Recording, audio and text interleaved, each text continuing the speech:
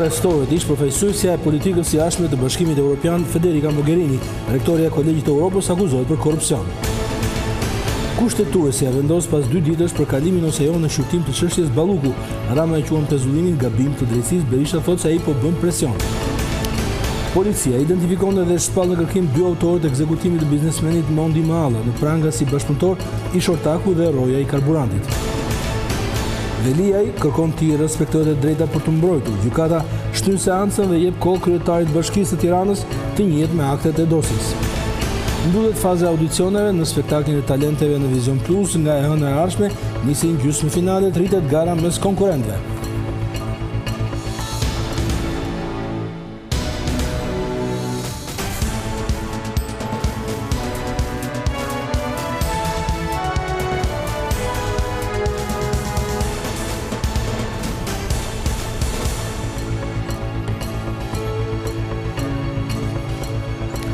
Ora 19, mbrëma nga Vision Plus, ky është edicioni kryesor i lajmeve. Prokuroria e Belgjikës ka arrestuar sot ish përfaqësuesen e lartë të Bashkimit Evropian për politikë të jashtme Federica Mogherini. Ajo akuzohet për korrupsion dhe mashtrim në një tender të fituar nga Kolegji i Europës, të cilin Mogherini e drejton. Në pranga janë vënë edhe 2 zyrtarë të tjerë që dyshohet se janë përfshirë në skandal. Ish përfaqësuesja e lartë e Bashkimit Evropian për punët e jashtme, aktualisht rektore e Kolegjit të Europës, Federica Mogherini, është arrestuar nga autoritetet belge këtë të martë. Lajmi është bërë i ditur nga mediat vendase, të cilat raportojnë se ndalimi i saj lidhet me rast të dyshuar korrupsioni që përfshin Kolegjin e Europës dhe Shërbimin Evropian të Veprimit të Jashtëm. Në pranga kanë rënë edhe 2 persona të tjerë të dyshuar për mashtrim dhe shpërdorim detyre lidhur me programet e trajnimit të financuara nga BE. Bastisjet u kryen nga Prokuroria Europiane, e cila ka dyshime për manipulim të një tender i milionash që i është dhënë institucionit që ajo drejton, Kolegjit të Europës. Në fokus të hetimit është një program 9 mujor trajnimi për diplomatët e rinj të BE-s, një kontratë prestigjioze me peshë të madhe financiare dhe institucionale. Gjatë viteve 2021-2022, Shërbimi Diplomatik i BE-s i dha këtë projekt Kolegjit të Europës, por prokuroria dyshon se procesi nuk ka qenë i pastër dhe transparent. Dyshimi kryesor është se Kolegji i Europës, që ka një deg edhe në Shqipëri, i drejtuar nga Mogherini, mund të ketë marrë informacion të brendshëm për kriteret e tenderit, përpara se ato të bëheshin publike. Pra, mund të ketë pasur të dhëna që i dhan avantazh të padrejtë dhe që nëse konfirmohet, përbën favorizim dhe shkelje të rënd të konkurrencës së ndershme. Mes të arrestuarve është edhe Stefano Sanino, ish sekretari i përgjithshëm i Shërbimit Diplomatik të BE-s, institucioni që organizoi vetë tenderin. Për shkak të pozicionit të tij, ai kishte akses të plot në dosje dhe kriteret e përzgjedhjes. Hetuesit po përpiqen të zbulojnë nëse ai ka ndarë në mënyrë të paligjshme këto kritere me Mogherinin dhe bashkëpunëtorët e saj. Policia kreu kontrole në selinë e Shërbimit të Jashtëm të BE-s në Bruksel, Shërbimit Evropian të Veprimit të Jashtëm, si dhe në disa ndërtesa të Kolegjit të Evropës me kërkesë të zyrës prokurorit. Kontrole u kryen edhe në shtëpitë të dyshuarve. Veprat penale për të cilat Mogherini dyshohet janë mashtrim në tender publik, korrupsion, konflikt interesi dhe shkelje të sekretit profesional. Përpara këtij operacioni policor, zyra e prokurorit publik evropian kishte kërkuar heqjen e imunitetit që gëzonin disa të dyshuar, pa përmendur emra apo pozicione. Mogherini ka mbajtur më herët detyrën si krye diplomate e BE-s, ka drejtuar Akademinë e Shërbimit Diplomatik, ndërsa aktualisht mbante detyrën në mandatin e dytë si drejtuese e Akademisë Diplomatike. Gjykata kushtetuese pritet që të vendos pas 2 ditësh të enjten nëse ankimi i kryeministrit Rama kundër pezullimit nga detyra të numrit 2 të qeverisë Belinda Balluku do të pranohet për shqyrtim apo jo. Fillimisht, ankimimi i kryeministrit u shqyrtua nga Kolegji i Gjykatës Kushtetuese. Kolegji nuk mori dot një vendim me unanimitet dhe çështja u kalua mbledhjes së gjyqtarëve, e cila do të vendos nëse do ta pranojë të shqyrtojë apo jo ankimin e kryeministrit Rama. Në njoftimin zyrtar të gjykatës thuhet, kolegji vendosi kalimin e çështjes në mbledhjen e gjyqtarëve për të vlerësuar nëse plotësohen bashkërisht të gjitha kriteret e pranueshmërisë së saj për shqyrtim në seancë plenare. Nga ana tjetër edhe Balluku ka ankemuar vendimin e gjykatës të dhënë më 22 nëntor për masën e sigurisë, pezullim nga detyra dhe ndalim i daljes jashtë vendit. Përveç Ballukut, në apelin e posaçëm është ankemuar edhe masa e sigurisë ndaj drejtorit të korporatës elektroenergjetike, Erald Elezi, të cilit gjykata i ka caktuar masën arrest shtëpie.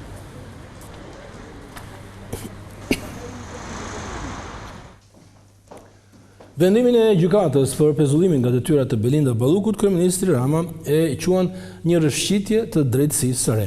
Ai shtoi se qëllimi i lartë i luftës kundër korrupsionit nuk e justifikon përdorimin e asnjë mjeti të gabuar. Kryeministri Edi Rama ka reaguar sërish sa i përket pezullimit të zëvendës kryeministres Belinda Balluku me vendim të gjykatës së posaçme.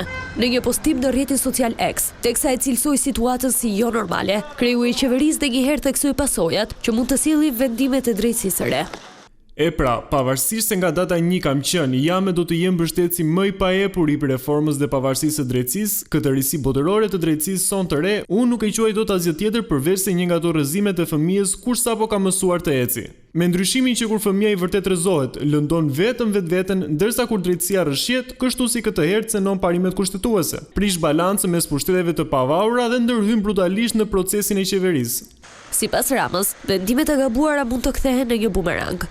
Qëllimi i lartë i luftës kundër korrupsionit nuk e justifikon përdorimin e asnjë mjeti të gabuar dhe historia e vendeve që kanë kaluar më parë nga kjo rrugë e domosdoshme na mëson se justifikimi i mjeteve të gabuara për hir të qëllimit madhor e kthen kurën me mjete të tilla në një të keqe dhe më të madhe sesa vetë sëmundja që thuhet se këto mjete po kurojnë. Ky mësim nuk duhet harruar kurrësi nga askush.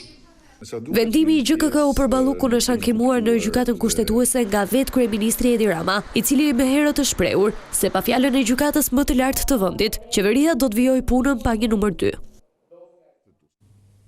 Opozita vijon akuzat ndaj kryeministrit Rama duke thënë se po i bën presion gjykatës për çështjen Balluku.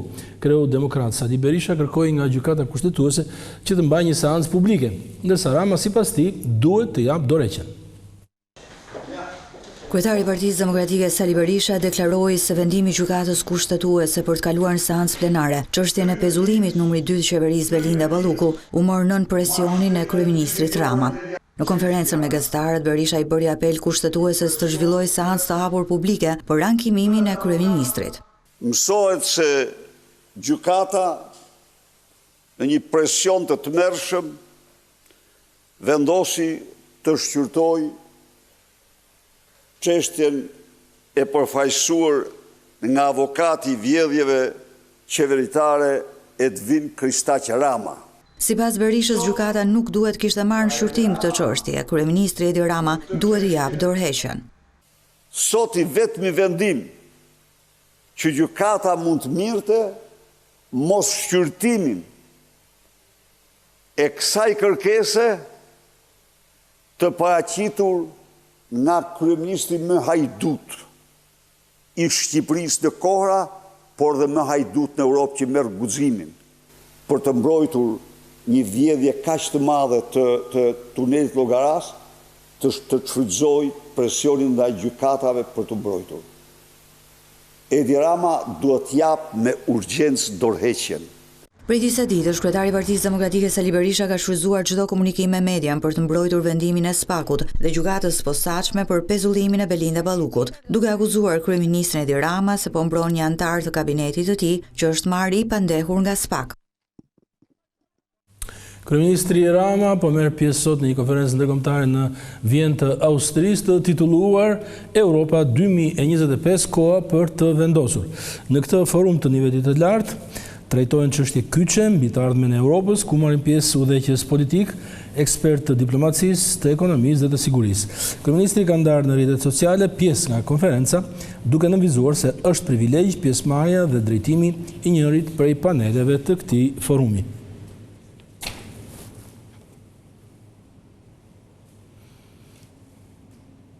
Në Tiranë është mbledhur parlamenti në një seancë të zakonshme për të trajtuar çështjet e zonave dhe të zgjedhësve të deputetëve, ose si quhet një seancë e lirë. Por më tepër do të lidhemi me Olta Blacerin. Prej orës 16, Parlamenti po zhvillon seancën e cila ju dedikohet tërësisht problemeve të zgjedhjeve dhe problemeve që deputetët hasin në zonat e tyre elektorale.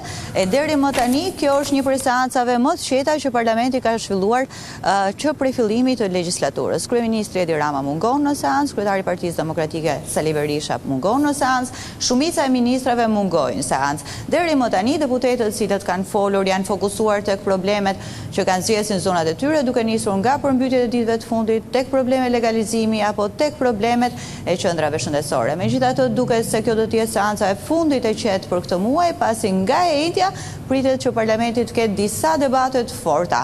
E para, Parlamenti do të shqyrtojë buxhetin e përnen, paketën fiskale e përnen, për të cilën ka përplasje të ardhshme majorancë opozit, do të shqyrtojë mocion me debat datën 11 dhjetor për çështjen e zgjedhjeve të 11 majit, të cilat Partia Demokratike i cilëson fars, do të ketë në 18 dhjetor një mocion me debat për situatën e krimit organizuar në vend, sërish kërkuar nga Partia Demokratike. E gjithashtu Parlamenti në këto javë të mbetura të muajit dhjetor pritet kalojë rreth 40 ligje, të cilat janë detyrim që Shqipëria duhet ta plotësojë për procesin e integrimit dhe të antarësimit në Bashkimin Evropian. Drejt për së drejti nga Parlamenti ishte Olta Blaceri.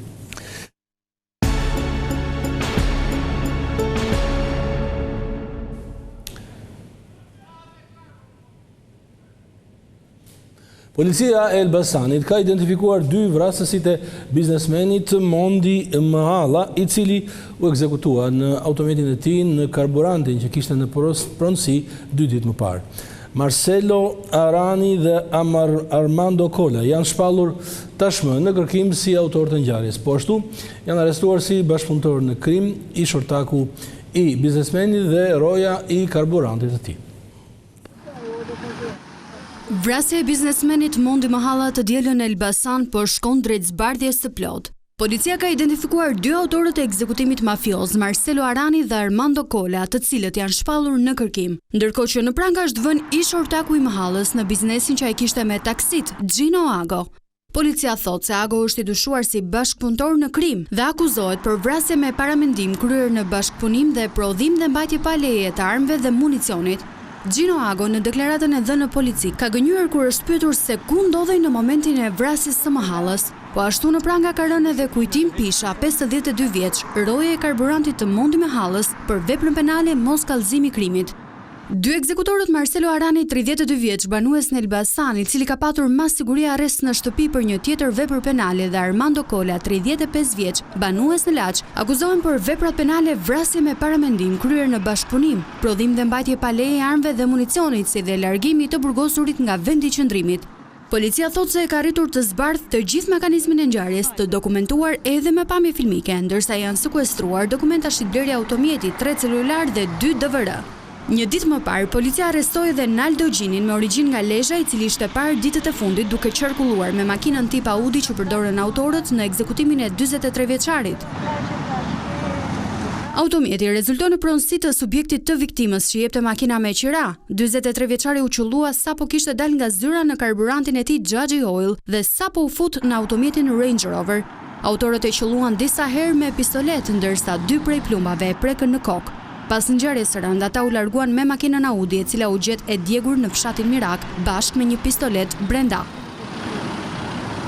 Kryetari i Bashkisë së Tiranës, Erion Veliaj, ka kërkuar sot shtyrjen e vendimit për kalimin e çështjes së tij për gjykim. Ai tha se më parë duhet që t'i garantohet e drejta për të mbrojtur, duke u njohur plotësisht me aktet e dosjes. Veliaj po ashtu i kërkoi gjykatës që të heqë masën e vendosjes së tij në kafaz, duke i quajtur këtë një trajtim poshtërues. Erion Veliaj është përballur sërish me drejtësinë para ditën e kësaj të martë, ku ishte i pranishëm në seancën paraprake, ku pritej vendimin nëse çështja ndaj tij do të kalonte apo jo për gjykim. Veliaj është drejtuar trupi gjykues me 3 kërkesa, ku e para ishte heqja e kafazit metalik, që sipas tij është një mjet poshtërues, pasi ai nuk është person i rrezikshëm.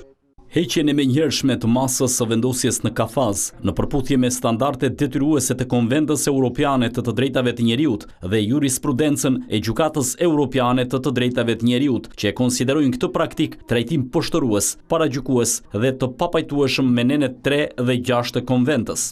Mungesa plot e akteve të dosjes që sipas Veliajt ende nuk janë vendosur në dispozicion, ishte kërkesa e dytë parashtruar në letrën e tij.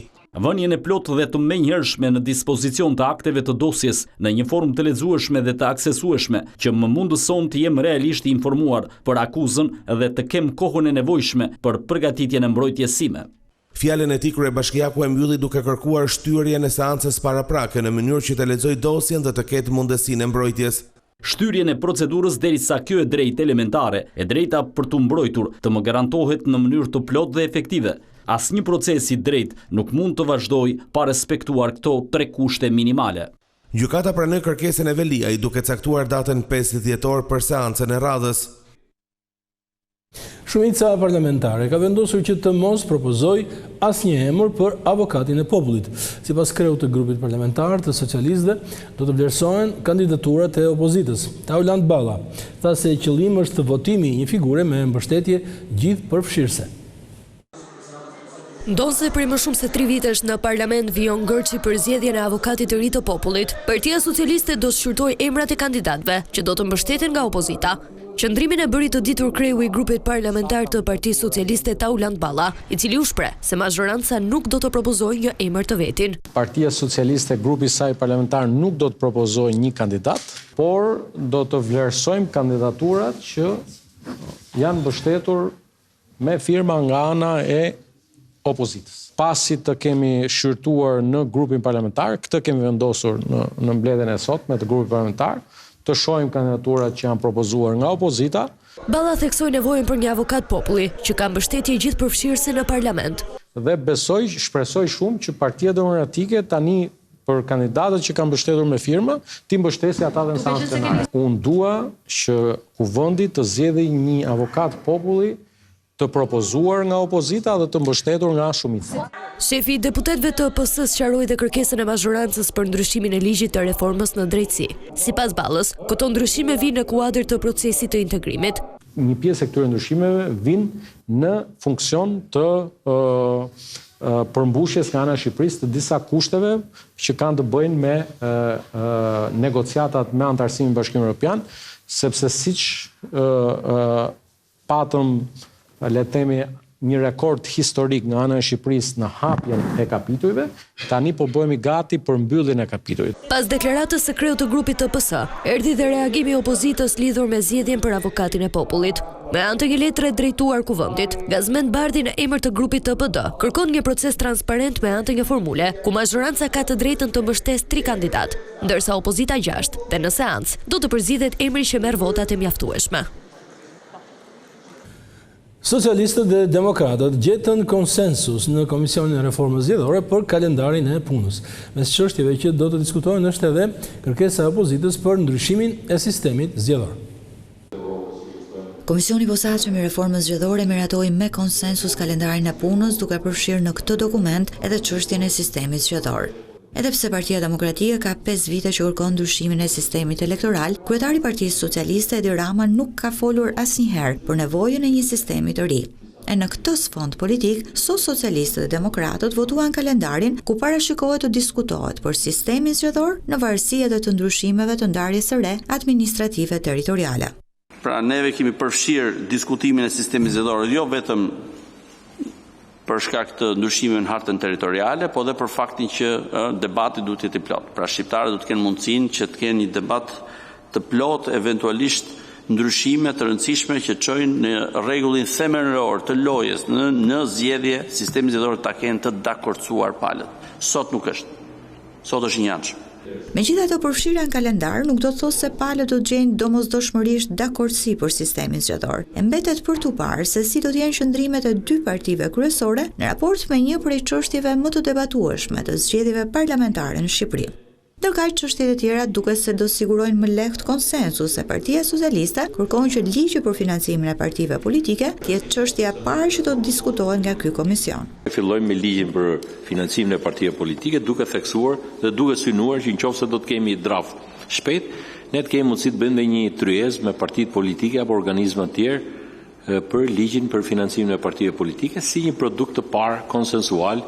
Komisioni i Reformës Zgjedhore gjithashtu do të diskutojë edhe rekomandimet e OSBE-Udiri, duke filluar nga ndalimet për përdorimin e burimeve shtetërore në fushat tek përbërja e komisioneve që administrojnë zgjedhjet në Shqipëri.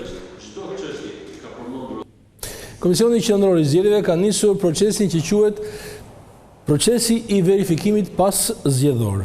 210 kuti votimi nga të gjitha qarqet, si të vendit ashtu dhe të diasporës, po rihapen për të parë nëse ka pasur mos përputhje me shifrat e dala nga procesi i numërimit gjatë zgjedhjeve të 11 majit. Komisioni ka lënë jashtë listës kutit në qarqet Tiranë, Fier dhe Durrës, ku rinumërimi u bën nga Komisioni i ankesave, me njerë pas zgjedhjeve me kërkesë të opozitës. Nga ky proces i korikut u zbulua se kryesisht në Fier kishte patur abuzime me votën, por Komisioni i ankesave nuk dërgoi asnjë në prokurori, duke lënë komisionerin Ilirit Celibashi që ta bëjë këtë proces pikërisht në këtë fazë.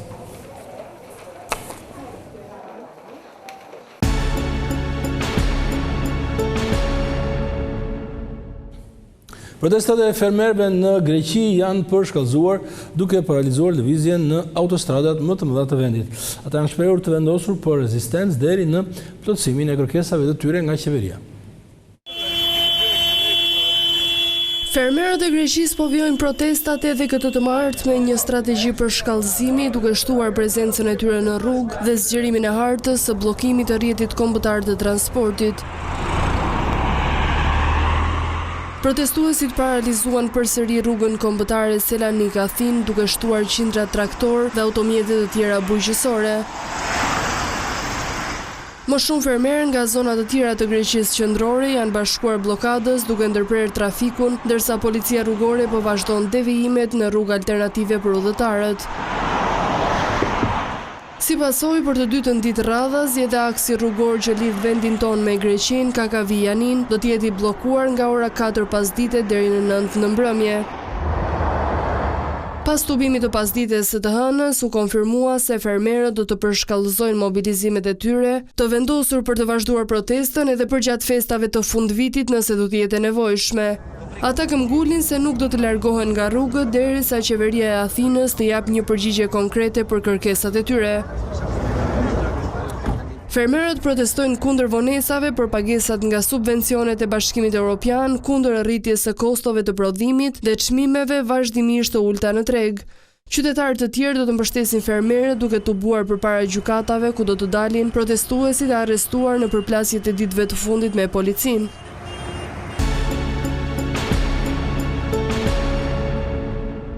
Spektakli më i ndjekur i talenteve ka hyrë tashmë në një fazë vendimtare. Mbrëmjen e dieshme u mbyllën audicionet për të lënë vendin në të gjysmëfinale ku gara mes konkurrentëve do të jetë edhe më e fortë. Pas javësh të mbushura me emocione, surpriza dhe performanca të larmishme, faza e audicioneve të sezonit të dytë të Albania's Got Talent ka përfunduar zyrtarisht. 40 konkurrent kaluan në fazën e përsjedhjeve, duke marrë pot vendimtarin nga juria e do të bëhen gati për në netët gjysmëfinale. Mbrëmja e së hënës mbylli një prej etapave më të rëndësishme të formatit, një rrugëtim sa i bukur, aq edhe sfidues, ku çdo javë ndjeheshin emocionet e garës.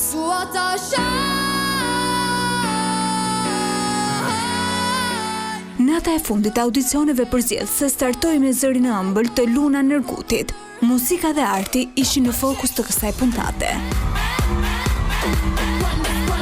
Grupit e Uta Dance Studio tundën skenën me kërcimin e tyre, ndërsa Roani i dha jetë tingujve të baterisë. Po ashtu, edhe këtë mbrëmje juria u treguar drejt për drejt me komentet e saj. 4 pote tyre i rrëmbyen prestigjëtori Klesti Hoxha, Roani me potencën e tij në sken, apo edhe gjeniu 8 vjeçar Ejt Krasniqi. Cili shteti përket? Mozambikut. Mozambikut, e konfirmojmë? Konkurrentët kanë hyrë tashmë në garën e vërtet. Nata e parë gjysmëfinale do të mbahet në datë 8 dhjetor, në një puntat plot surpriza nga ku do të përzgjidhen vetëm 2 prej talenteve për të vijuar rrugëtimin drejt finales së madhe.